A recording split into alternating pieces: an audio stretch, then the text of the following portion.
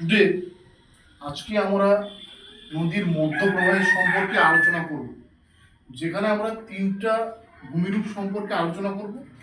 প্রথমত হচ্ছে মিয়ান্ডার, দ্বিতীয় হলো নদীদ্বীপ, 3 নম্বর হচ্ছে অশ্বক্ষুর আকৃতির হ্রদ। আমরা মিয়ান্ডার বলতে কি বুঝি?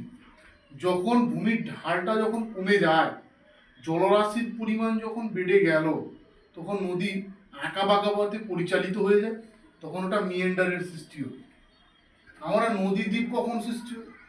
নদীর দ্বীপ হলো যখন নদীর বহন ক্ষমতা যখন কমে যায়, তখন নুড়ি কাকড় বালি এই সমস্ত যে দুধারে যখন সঞ্চিত হয়ে নদীর চড়া পড়ে যায়, তখন ওটা নদী দ্বীপের সৃষ্টি করে। এবং অশ্বক্ষুর আকৃতির হ্রদ, অশ্ব কথার অর্থ হলো ঘোড়া, খুর খুর হচ্ছে ঘোড়ার নিচে